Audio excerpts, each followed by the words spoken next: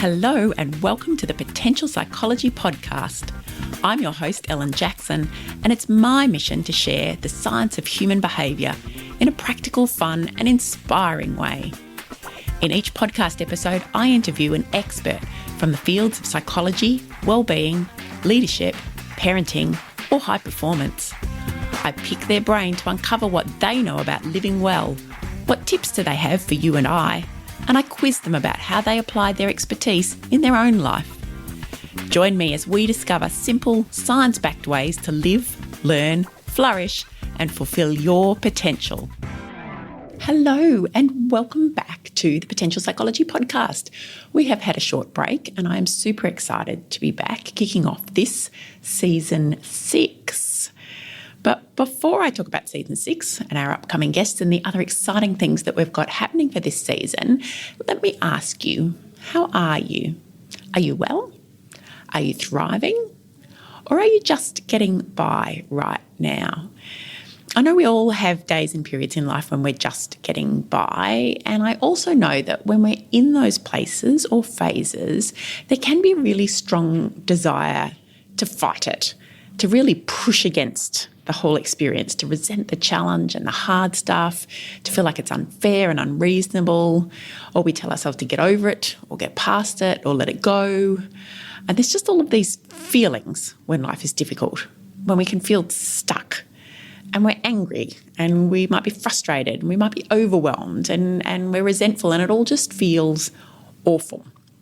But I thought I'd share something with you that I've learned, both as a psychologist and also just as a human being, as someone who's put some of this stuff to the test. And that is that the more we push against the hard stuff and those feelings, the more we think those thoughts of resentment and anger or despair, and the more we tell ourselves to get over it, we create a kind of monster. And that monster, those feelings, just push back. So if you imagine yourself kind of head to head with this monster that represents your challenges or the problems you're facing and the emotions that surround it, and you just keep pushing, he keeps pushing back. And it's just physically and emotionally exhausting. But, and this is what I've learned through experience as well as a psych, if you step back and kind of step away from the monster and just observe him over there and remind yourself that everyone has a monster. That's part of being human, that we all suffer at different times and in different phases of our life, both in big ways and small ways, and that life is hard sometimes. And the more we kind of become accepting of it and just observe the monster, is that what happens is that he just stands there too and he doesn't push back. He doesn't actually come after you. He doesn't get angrier. He just stays right there where he is, maybe getting quieter, maybe even getting smaller. He hasn't gone away. Your challenges or your problems or whatever your situation is hasn't gone away. It hasn't changed. But when we just accept and observe and stop pushing against it, it stops feeling quite so punishing. And often we can't change what happens in life. We have no control over that. But we do have control over how we respond. And this, I guess, is what it's all about, is how we respond to the monster. If we choose to fight him head on, that can be great at times. That can be a really proactive way to deal with it. But if we're fighting against something that we really can't change and we just find ourselves getting angrier and more hurt and more bitter and more resentful, and it's not doing you any good, then maybe fighting isn't the right answer. Maybe it's time to just accept the monster, give him a little wave, and get on with life. Now, I don't really know how I got onto that topic. That's what happens in my intro sometimes. You get my stream of consciousness, usually prompted by conversations that I've been having with clients during the week, and I think that's what's happened here. But now we've travelled down that little tangent.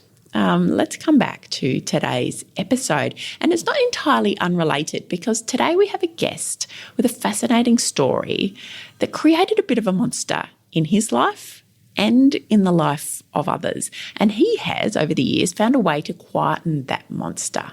And now he talks to high school students about how to do the same. So let's find out a little more, shall we? With me today is Rob Hunter, who is not a psychologist or a neuroscientist or any type of scientist as far as I'm aware. He is a teacher and has been a teacher with the Victorian Department of Education for many years. And he has an extraordinary tale to share with us. And I'm not going to give away too many of the details yet.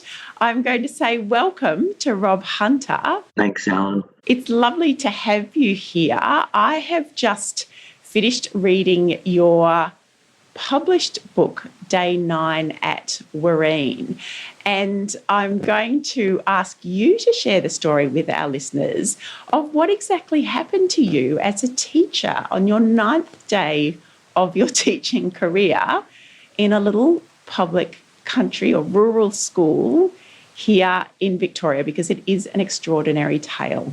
Thanks, Alan. How long have we got? Can I talk for the next 10 hours? Then maybe you'll get an idea of what happened. I know. Well, look, we'll just give the highlights perhaps, because I will encourage everybody out there listening to go and get a copy and read the book so they can be as thoroughly absorbed in the tale as I was. Yes. But perhaps, can you just start with the beginning? What happened on that day in 1977?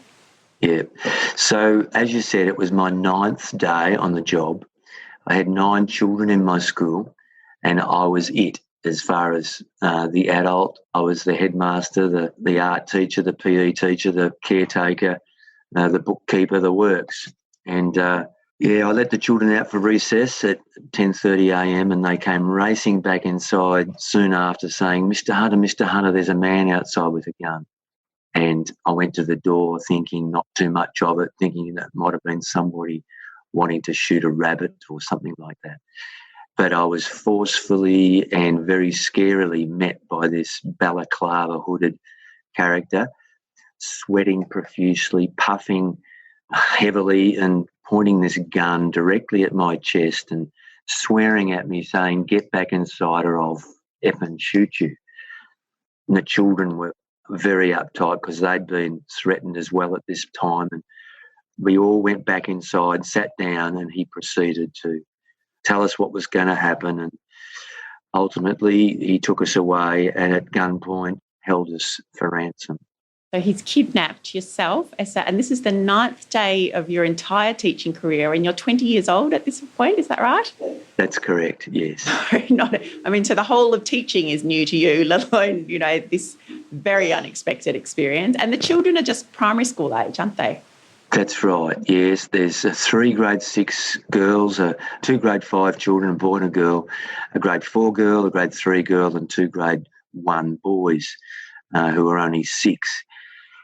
Yeah, so unbelievably the chains came out of this red bag that he had. We were all chained in one long line to this one long chain with padlocks, chained securely, chained to the wall, and he quickly got his vehicle from around the back road and loaded us up into this vehicle. Before he did, he separated me from the children and blindfolded me, gagged me, tied me up, and had me on the floor of this vehicle and the children lying down out of sight in the back of this 1-ton Dodge utility. And we then drove for around about 2 hours. Horrific, horrible darkness for me, helpless, children vomiting, myself vomiting, children crying and banging on the panels of the vehicle saying, stop, we want to drink. Yeah, I thought that maybe I would have got tipped out or shot and left for dead or something like this, but on we went. Yeah, so fairly horrific sorts of stuff, Alan. During this entire time, he is literally threatening to, blow your head off, et cetera, and not just to you, but also essentially to the children if anybody doesn't do exactly as he's asking at this stage. And you're in a pretty remote, quite hilly area. So hence, just a lot of motion sickness for everyone. You're obviously tied up and gagged and bound, so you can't see where you're going. And my understanding is you were pretty much just in the footwell of the front passenger seat of Yes, yeah, on the floor with my chest sort of up on the seat. Sort of. Thankfully, the gag had come off by the time I needed to vomit. He'd begun to talk to me because we were doing what he asked. He eventually calmed right down, and we had a bit of a conversation, I suppose. He did most of the talking. I don't think I really answered many of his questions, but yeah, so we did stop and post a ransom letter at a little town called Murbu North, and that was a 10-page document. Well, I didn't know it at the time, but found out later that it was a 10-page document of unreasonable demands, which included the release of 17 prisoners of his friends and a lot of money and all sorts of other things, ammunition and guns, etc., drugs. So we proceeded for these 2 hours, and then the unbelievable took place. It was what I call in the book a divine intervention, really, that just impeccable timing. We had an accident with there was hardly any vehicles on this road. There was occasionally we'd pass something, but on this one hairpin bend in the area, the perfect timing met this vehicle and ploughed into the back wheel of it. It was a big logging truck that filled up the whole road going around this hairpin bend. And the kidnapper had no idea that the road was sort of impassable, and he ploughed into it, and we got thrown back, and we were lilting on the edge of the road, potentially going down this precipice. We should have gone down the precipice, except for the fact that there was a strong 4 or 5 inch square solid wooden post next to my door, which I never saw, that stopped us from going down that embankment. So this would have been the whole utility with yourself, your kidnapper, and the 9 children in the back, basically going the edge off the edge of a cliff, really, isn't it? Exactly. Yeah. No seatbelts.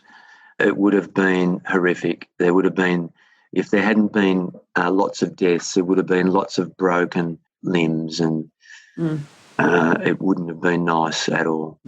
But you're not actually saved at this point, are you? No, it feels like a moment of salvation, but that's not how it transpires. No, it becomes the game changer. Up until this point, he'd had things on his terms, but this is when things changed. The driver of that truck, he just happened to have his little brother with him that day, but those 2 men were kidnapped, and the driver of that truck's name was Robin Smith. And he goes on to play a big part in this story later on, doesn't he? And so tell us what happens next. You're there. He's basically taken these 2 individuals hostage as well. But you've got no vehicle, do you? Because the utility is out of action. The logging truck's no good to you. Yep. What does he do? So we wait for a long time. Another truck comes along with 2 more men in it. We're in the remotest place possible, it seems.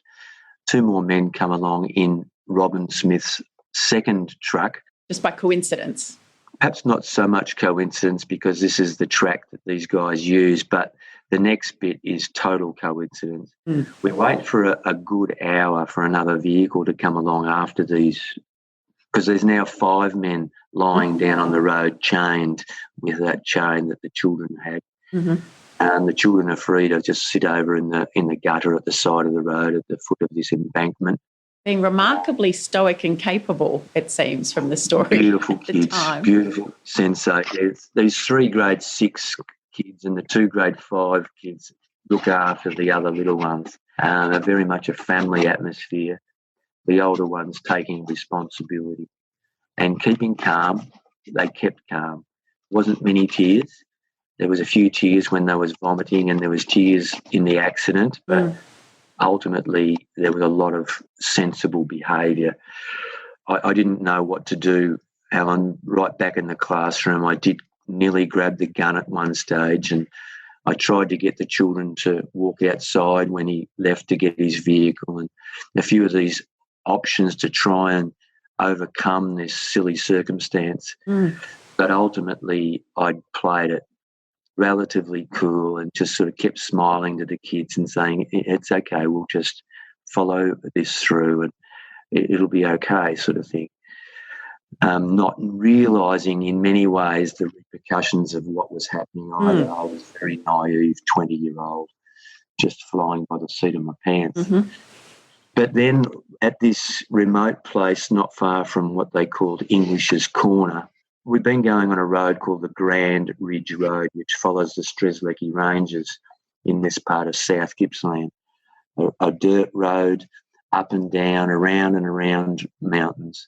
So 5 men now lying flat down, chained together in this remote spot. We wait for about an hour for another vehicle to come. And the perfect vehicle comes along, because if it had been a sedan, little car, I venture to suggest that us 5 men might have been left behind, perhaps with a bullet in our head, I don't know, with the children to himself. But as it turns out, a combi van with 2 beautiful women. Women who became, again, a big part of this story, particularly for the children, wasn't it? They became the caretakers for the children, because you were literally unable to do anything to assist them. And these were ladies in their 30s or 40s? Late 40s, perhaps 40s, even early 50s. I call them angels in the book. 2 beautiful women who the kidnapper allowed them contact with the children. I hadn't been able to get near the kids since we'd left the school, and now chained up and set apart from the children. These women were able to cuddle, hold, console, cry. Well, the women didn't cry, but the children did on these women. Comfort them, Comfort, beautiful care. They were godsends. And the vehicle was a godsend because we were all able to fit into it, and we were able to go on our way. It suited the kidnapper, but it also suited us. And then we drove for another 2.5 or so hours till we found his campsite that he had set up for us. And you've got no idea at this stage really where you are or where you're going. You were relatively new to the area, although you're Victorian, you hadn't grown up or had much time spent in this part of Gippsland, isn't it? Exactly, yeah. I was at my wit's end. I was on the edge totally. Thankfully, these other 4 people, or the other now 4 blokes and 2 beautiful ladies, I was able to chat with briefly in the back of the vehicle while we're driving, and they had a good idea where we were, and they were positive, and they knew who the kidnapper was too. Mm-hmm. Because that's another little side to this story, isn't it? Yes. This was not the first time he'd done this, as it turns out. Can you tell us what had happened previously? So in 1972, he'd done this ridiculous stunt prior to me. He'd kidnapped Mary Gibbs and her 6 children who were at school that day from Faraday Primary School near Bendigo. That happened in 72. And he was caught and he was put in jail with his accomplice, Robert Boland. And he was angry about this because he didn't think Boland was guilty.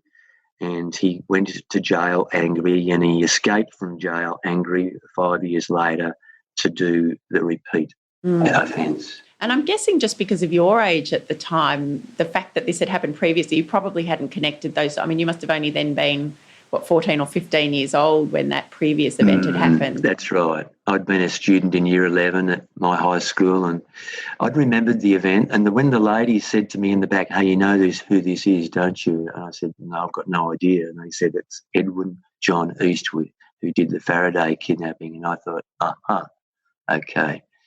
So eventually we get to this campsite, and we camp there for the night. Us 5 men are chained around this massive tree, and that's where we spend the night. And it's relatively calm. The women are still able to console the children, and they were able to sleep with the girls. The boys sleep in the camper van. And around about sort of later in the morning at about 5 a.m. or 4 a.m. we fall asleep, and including Eastwood, the kidnapper, falls asleep. And Robin Smith, by this stage, has been able to get his hand out of the chain by A very subtle little trick that he applied, which Eastwood didn't realise, and a bit hard to explain. You've got to read the book. Yep, read the book to understand that one, everyone. Yep, absolutely, read the book. Yeah, but he was able to get his hand out of the chain, and then he was crept off in the night, hoping against hope that Eastwood was asleep, and he risked his life. He risked taking the bullet. He would have been a dead man, I'm quietly confident of, and ran pretty much 10 kilometres to the nearest farmhouse to call police and set out the alert. I mean, there's a bit of high drama then when Eastwood awakes to find that Robin Smith is gone, and he's bundled you all up back into the combi van kind of instantly, doesn't he? And then there's a whole, something out of a movie, police chase with shootouts and all sorts of things that happen that ultimately lead to your rescue. We're saved, we're rescued. The police are heroic in this as well. They probably weren't perfect. They were trying to shoot out the tyre, and a few bullets went in places that they shouldn't have gone, but thankfully no one got hurt except the kidnapper was shot in the leg when he was arrested.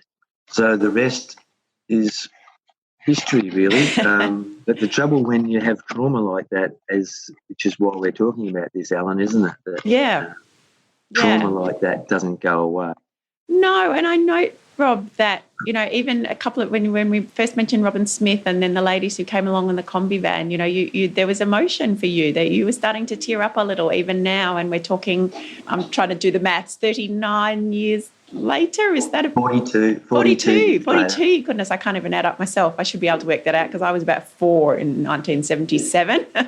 Yeah. So 42 years later, this is still an emotional experience for you talking about it. And for me, it's a gratitude emotion. It's an emotion of thankfulness for what Robin did and for those women turning up. Gratitude for the way in which it turned out for good.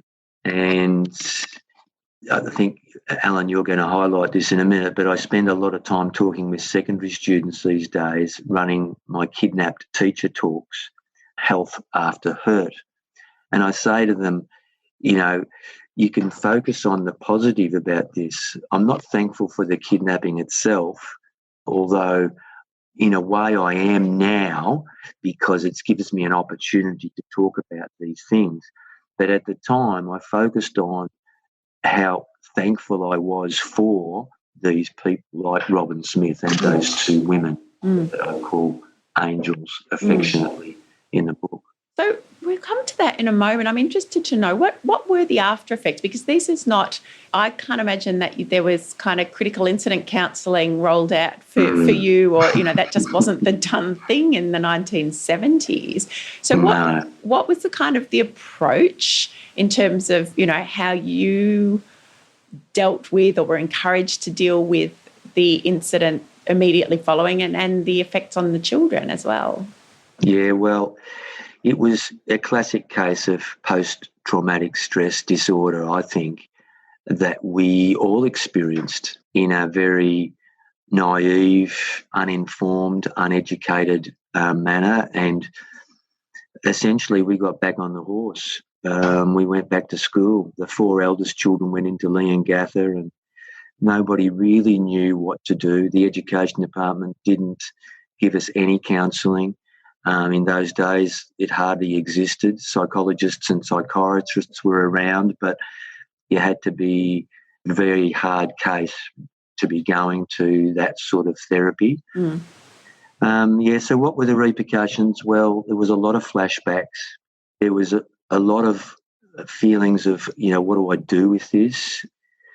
I think there was a danger for all of us to become self-absorbed and to overplay the events because it was national sensationalism.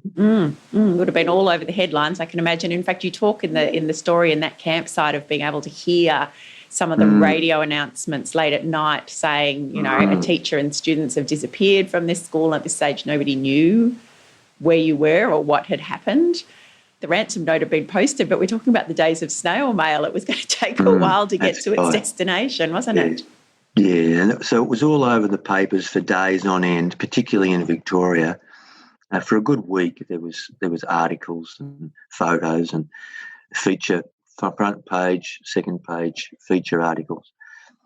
So that was sort of dangerous in a way, and you don't quite know how to deal with all of that. I had, I think, episodes of where I had palpitations and revisiting some of the things. A particular incident when I nearly grabbed the gun when it was in the kidnapper's back pocket while he was leaning over, chaining up a student. I could have reached the gun. It was well within my reach. And for a long time afterwards, whenever I thought of that I nearly grabbed the gun and could have done something very silly. I had hot sweats and palpitations and red face and all that sort of stuff. So they're the sort of things that came afterwards. Sleepless nights. Family were very good. Friends were very good. The families of the children, of the students were good too. But we still didn't get fully in touch with our feelings. We never really had an opportunity to go in depth to some of the details of it. So the mindset back in those days was really, and probably really until relatively recently when we think about it, was, it's best not to talk about it. Let's just get on with our lives and, almost pretend that it didn't happen, that would be the healthy option, which we now know is not the healthy option. But it was a very different time and we deal with the information we have to hand. Yes. And that was certainly my family's option, default position. Let's not make too much a fuss about this, otherwise it might take root or something. And that was the parents of the children's position as well. No opportunity really to talk it through and debrief properly. The best opportunity to debrief, in actual fact, was with my police statement. I had a wonderful policeman who just kept on, I think for nearly 3 hours, allowing me to recreate and state all of the details of what had happened. But still not really an opportunity, I suppose, because as I read the book, and this was part of what you described, was that not only were you fearing for your own life, but you were responsible at this point for those 9 children. That was your professional obligation, but also kind of your moral obligation at that point. So, there's a lot of layers there in terms of the trauma that, the responsibility, that's right. Yeah. And I agonised over what the parents thought and how they were going to cope, how they did cope. There was a little bit of a question of why didn't you do this or why didn't you do that, which was just fair. It was fair enough. And there was even a question about my integrity. Had I actually kidnapped them initially? Because no one knew what had happened, did they? Nobody else had necessarily connected the dots to Eastwood or... That's right. It wasn't until police arrived, had been there for some hours, that they connected the dots. This was, in fact, the Faraday kidnapper. Probably they didn't think he'd try the same stunt twice. No, that's right. And I must admit, Alan and listeners, I wasn't looking, my appearance wasn't a professional look. You were a 20-year-old in 1977. Yeah, I had a ridiculous beard and unkempt hair that made me look a little bit like a bushranger rather than an educator. And do you think, Rob, that your youth in this situation, whilst that brought with it a number of challenges, I'm wondering in terms of the psychological implications, whether maybe that helped rather than hindered? I'm sure it did. It really did help, because youthfulness and naivety combined together. I was involved with a lot of community things: football, cricket, local church, family, girlfriend, lots and lots of friends, and a really good mate that I was living with at the time as well. And so my social calendar was always full. I just got back on with my life, really, and the kidnapping faded into the background, really. which was partly a good thing, but in some ways I probably didn't fully deal with it. Although I think because of there's a few principles that I now apply to my kidnapped teacher talks that I do in schools. There's a few principles that did get me through this that I think essentially gave me a state of being healed from that trauma. So tell us a bit about this. So these are presentations that you're now giving, as you said, to high school students, and it is called Health After Hurt. So it's looking at, using your experience to talk through, how do we deal with difficult things in our lives, perhaps not to the same level of trauma that you've been through, but, lessons learned that we could all apply, I suppose, to our own experiences. Yeah. So can you just talk us through some of the key topics that you address in these conversations? Great, I'd love to, yeah. And the students just love it, or it's become a vehicle to be able to talk about these healthy principles because they're gobsmacked by the story. They're sitting on the edge of their seat, and before they know it, they've heard these healthy principles, which in some circumstances would be boring, but because of the context, I'm pretty sure they get it as well as they possibly could. But the first one, which I mentioned earlier, was gratitude. I remember listing in my mind how thankful I was for Robin Smith, for the two women, for the police, awesome, heroic things that some of those guys did, the timing of the accident, thankful that it had that scary accident that could have killed us all, but in actual fact became a game changer, became a catalyst for our safety afterwards. I was thankful that I still had my job, that the children hadn't been hurt. And I remember focusing on these things. So I say to the students, if I wasn't that, what's the opposite of that? And they usually just say, to be ungrateful. And I said, yeah, well, that is the opposite of being grateful. The literal opposite. Yeah. But I could have focused on how hard I'd had it, or how sad I was, or how my career had been stuffed up, or my life had been stuffed up, or I'd lost my 4 best kids out of the school and laboured that point and dwelt on that and sort of become self-absorbed in my own hurts and my pains. But gratitude, I think, helped so much in continuing to have a positive mindset moving forward. It's a way of reframing things, isn't it? To be able to say, I do have a choice here, which gives you power, just knowing that you have a choice, and I have a choice here in how I think about this situation. I can choose a way that helps me to feel better, stronger, more resilient, or I can choose a way that is going to pretty much take me down, what is often a negative pathway and a negative spiral. Absolutely. And so I say to the students, what about you guys? So what do you and I, we probably all do this sometimes, that we wish we were smarter like that other kid and more attractive or more handsome or better at sport or had more money or better house or better family or something, instead of, hey, hang on, we have got all these other things. Let's be thankful for what we've got. And I mentioned, that statement, I complained when I had no shoes until I met someone who had no feet. Just a matter of perspective. I also like telling them the story of Nick Vujicic, the guy with no arms and no legs, no worries, who becomes an international motivational speaker despite his no arms and no legs. They get that too. Yeah. So lovely, engaging ways to help kids to understand the concepts that you're talking about, concepts that, as you say, would not otherwise be a bit dry or boring. If we talk about, certainly as a psychologist, I'd say, well, this is about psychological reframing and perspective taking, but that's not very engaging for a teenager. That's right. Yes, that's right. Yeah, so that it becomes a conduit to talk about those principles. Yeah. So gratitude is one of these themes that you talk about. What are the others? So number 2 is forgiveness, and that's a tricky one. I say to the students, and I pause for effect, hey, I chose to forgive Eastwood.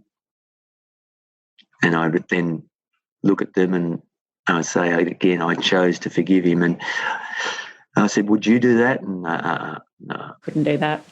No. So then I used the illustration. It's quite a powerful image that the chain that was wrapped around my wrist, if I hadn't forgiven him, it'd be like that chain was attached to him with anger and bitterness and resentment and the desire to get even and revenge. But I'd be dragging him around with me for the rest of my day, weighed down with those angry thoughts, But forgiving him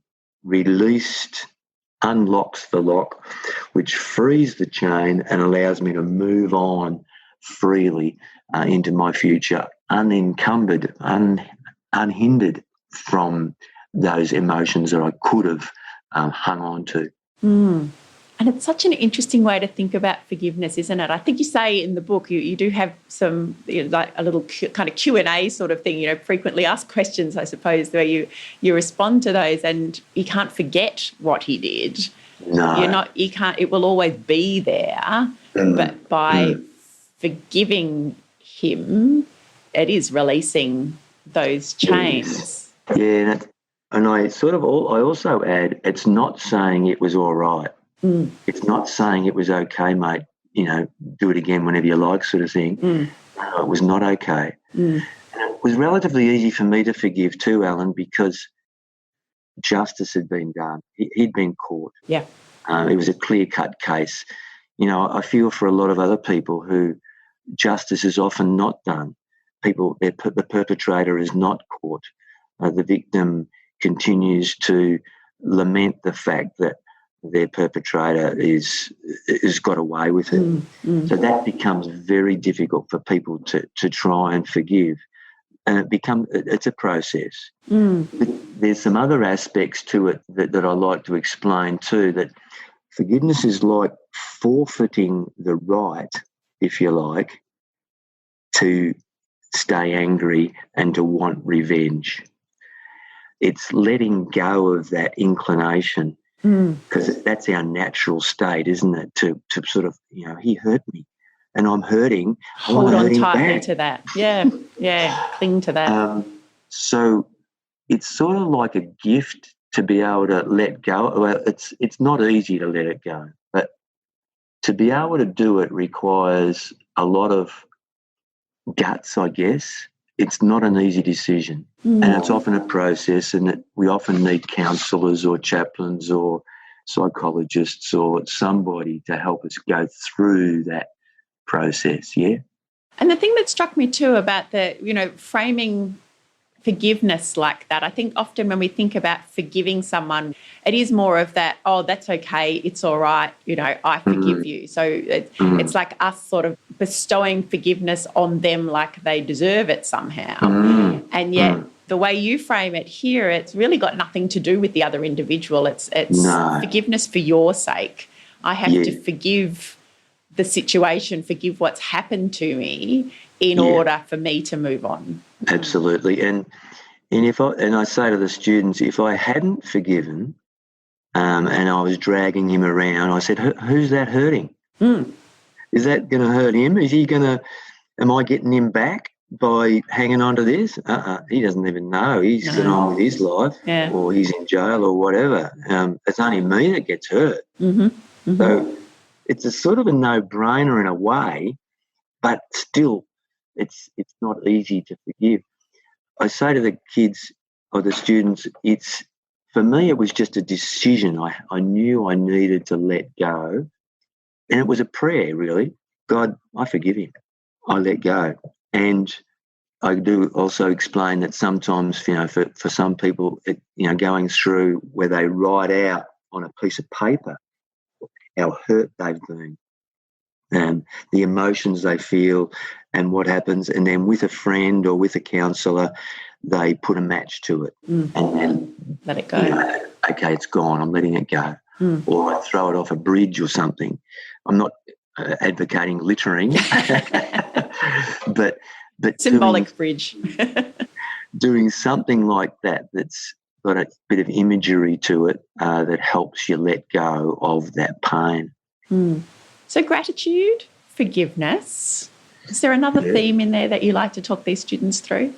Yeah, I like the heading outward focus, having an outward focus, reaching out to other people and getting over yourself and being kind to somebody else is so healthy because you forget about yourself for that moment when you reach out to this other person.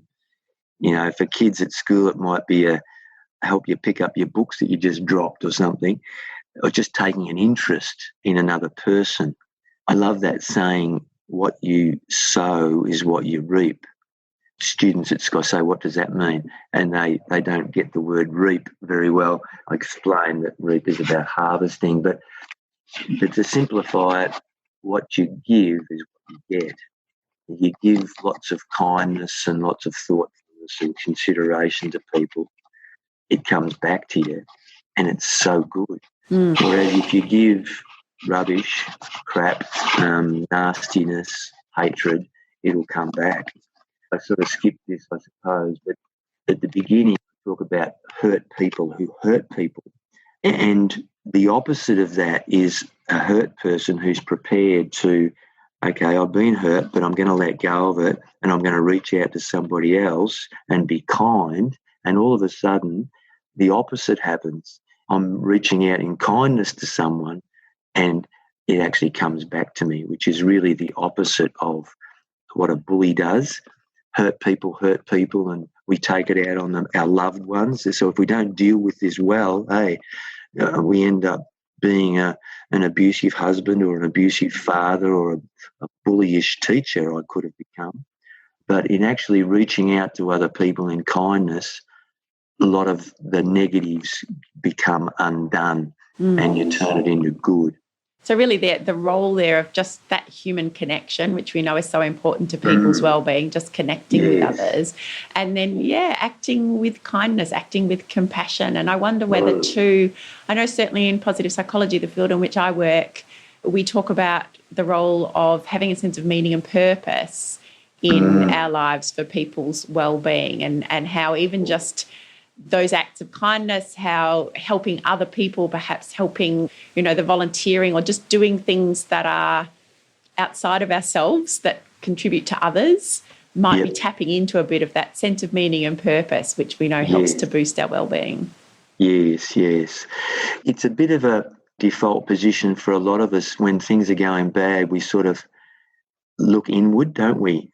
I know I have in the past, and you sort of, poor me, nobody loves me, everybody hates me sort of stuff. And you want to just indulge in a bit of a pity party. But to be able to get over yourself and to reach out and defy our tendencies to become a bit self-absorbed really just changes everything. And all of a sudden we realise, oh, okay, it's not just me that's in this world. I've actually got a job to do. And it gives you such a buzz, doesn't it, when you know you've been able to help somebody else? It's very fulfilling and adds meaning and purpose to your life, like you just said. Yeah, so just the outward focus. So forgiveness, gratitude, and outward focus, so contributing to others, and seeing where you can be kind and think outside of yourself a little bit, even if just to give yourself a rest from being inside your own head, I think can be worthwhile. Exactly.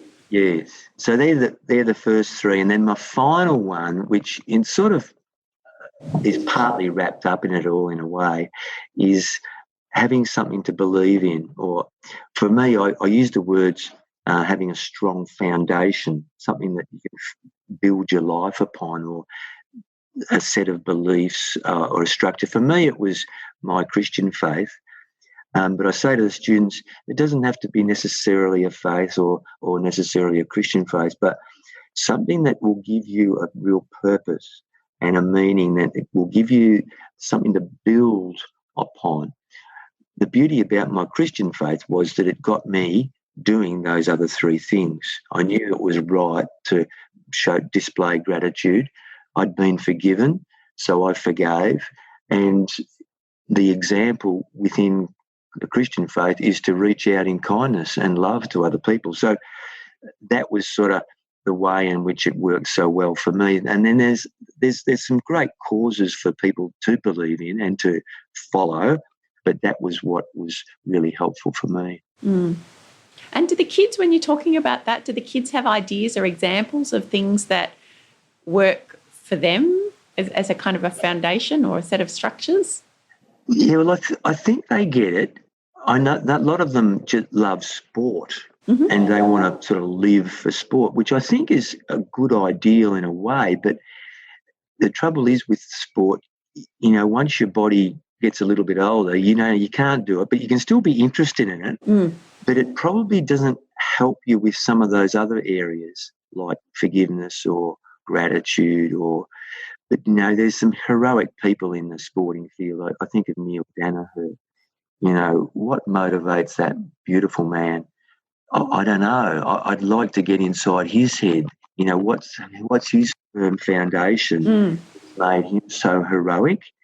I think there must be something pretty deep there, whether it's a faith or just a strong others-centred mentality. I don't know. But as somebody said on a Facebook post after that, he'd done his heroics again. I reckon he should be Australian of the Year, that bloke. I agree. Yeah.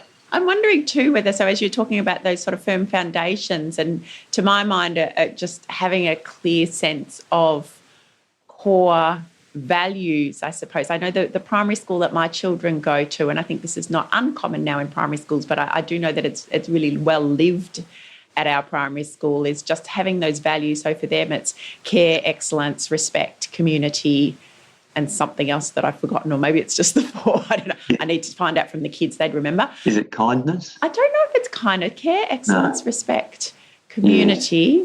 But anyway, it's a language that they use. It is something that they do come back to. I know I do it with the kids because I know them. So when I see them behaving in a way that I say, well, you know what, I don't think that's really showing care and respect, is it? That's it. So I can use the language back. And I think for kids, it's a lovely model to have of these sort of, set of structures that are just, these are ways that we behave. These are helpful ways for us to behave. And we have words around them and language, and we can pick out examples of, when and why that feels good.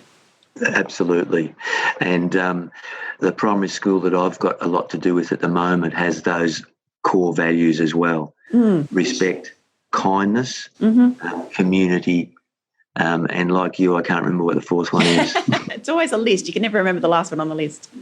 Yeah.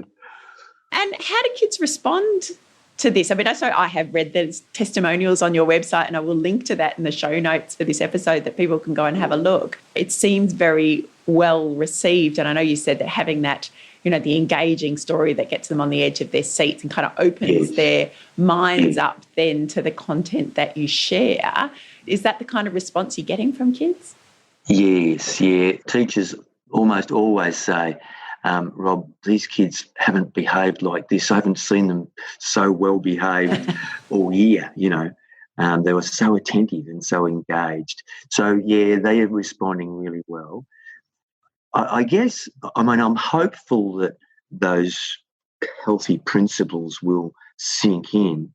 Most of them are very engaged, but I know just because I'm used to working with students that it won't necessarily sink in for a lot of them. But I just hope it still might be a link in the chain for them, or a piece in the puzzle that when somebody else then says something along the, oh, yeah, that's right, that's what that bloke talked about who got kidnapped. That's a good principle. Okay, I understand that now. Sort of thing. And that's often what I say when I'm working. I work with adults in workplaces, but even again, so, often you're introducing concepts that can be complex and that don't.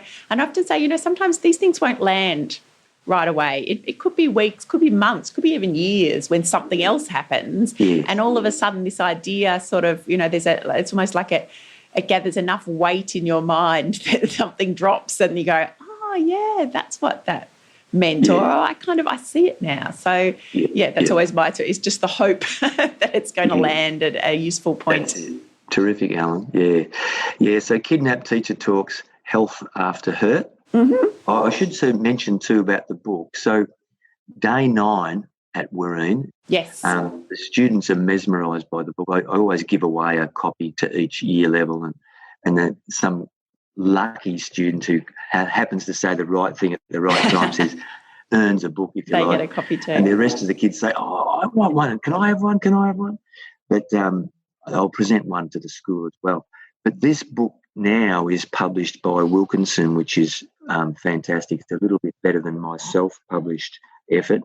And it's now available in bookshops right across the country, really. And if it's not in your bookshop near you, you can go online and order it online as well. Order a copy. Yeah, and I will put links to the book. As you say, it's published by Wilkinson Publishing in the show notes for this episode so that people can find out where to get their copy. It is a fantastic read. I demolished it in a matter of a couple of days, thoroughly. I always feel funny saying I enjoyed a book like this because I don't feel like I should be enjoying your terribly difficult story. But as a reader, I really enjoyed the read, which was great. I'll also link to your website so people can find out a bit more about your presentations and seminars that you give. I know we have a lot of teachers who listen in, so they may well be very interested in getting you along to share your story with their students and introduce some of these ideas. Yes. Cover from the challenges that life presents. Yeah. Thank you so much, Rob. I really appreciate your time and sharing your story. Best of luck with it. Great. And I've had a good look at your website too, Ellen, and seen a lot of that awesome work that you're doing. And, yeah, well done you, because Thank you. I reckon that's inspiring and so supportive and helpful for so many people who you're working with. So, and I'm sure that podcasts will continue to have a great impact. I hope so. That's the aim. Thank you again, Rob. I really appreciate it. It's been lovely talking to you. Okay, thanks. That was Rob Hunter, author of Day 9 Wirreen, Kidnapped with 9 Children, a true account of the crime that shocked Australia, published by Wilkinson Publishing and available now online and in bookstores. And it is a ripping yarn. If you're a true crime fan, do get yourself a copy. I thoroughly enjoyed mine. We have links to the book and to Rob's high school talks in the show notes for this episode. So visit potential.com.au/podcast. And there you'll also find a full transcript for the episode, more about Rob, his bio, and some of the other resources that we mentioned during our conversation. And if you're keen to keep in touch with the podcast and the great guests that we have coming up in season 6, as well as getting hold of our favourite positive psychology and self-development resources, hot off the press, please join our mailing list. There are links on the Potential Psychology website, potential.com.au, and you'll also find links to subscribe on our social media accounts. So just search for Potential Psychology. Next week, we are talking fears and phobias and obsessions with our expert, Dr. Celine Gelgetch. And here is Celine to tell you a little bit more. The anxiety centre of our brain, which is known as the amygdala, largely controls emotions. When that's heightened, it starts to shut down our frontal lobes from working. And our frontal lobes are responsible for higher order stuff. So like problem solving, reasoning, logic, attention, concentration, decision making, the stuff we need, really.